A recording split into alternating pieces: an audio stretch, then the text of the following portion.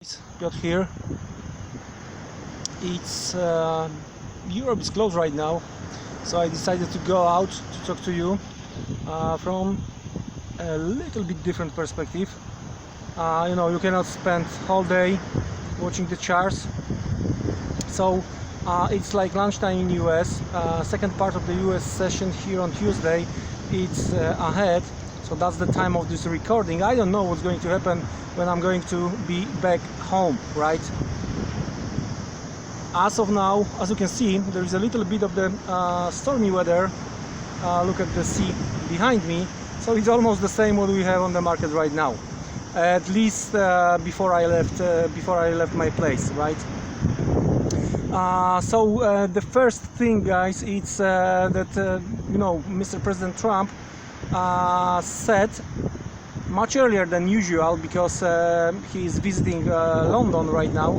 He said he doesn't care, and for him they can have a deal with China even after the US election in November 2020. So that was probably that was the main reason the market went down already during the European session, right? Nice marina behind me. I'm not sure if you are going to see that one. Well, a bit, but we will make that next time, no worries, guys. So President Trump, right? Then of course yesterday data wasn't that great, to be honest with you, and that was another reason we already seen some kind of the weakness, right? Now the most important thing, in my opinion, as the yen crosses are looking very juicy, now the very important thing, so the thing number 2 is to watch, guys, daily close. I'm talking about the US indices, right, in that case. So the way I'm thinking about is that there is a Plunge Protection Team, right? So that's the FED team.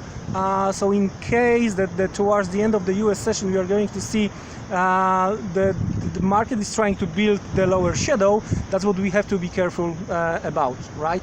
So that's the most important thing. If we are going to close around the lows, the levels, if you remember, we discussed, that's what is going to be very important to watch from the perspective of the Wednesday, guys. Yes, Wednesday. And if you remember, we are going to cover almost whole Wednesday we are going to cover live, but first thing first, number 3, or if you wish, number 3, calendar. So the Tokyo session, we do have Australian data, and we do have another Chinese PMI. What we can expect that the Chinese are going to try to tell us whatever they want to tell us, and if we are going to get the Australian data in line, I would look for some kind of the Australian dollar weakness later on, right? So that's the Tokyo session. Now European session tomorrow, it's overall PMI day all over the world.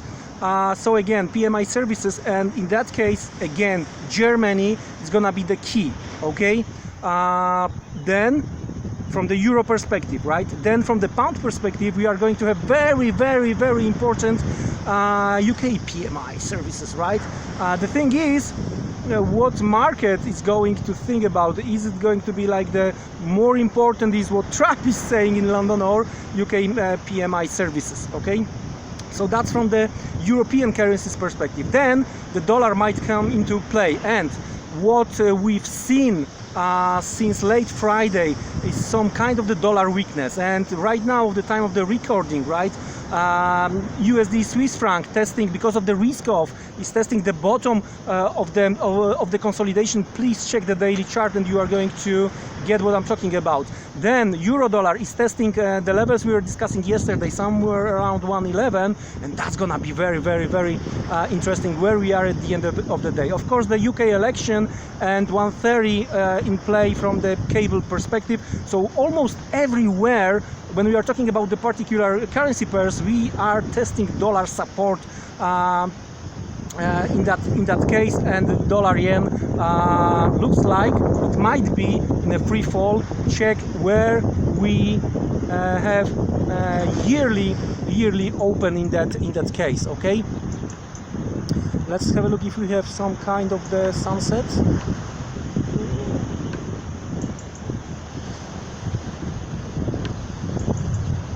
No sunset.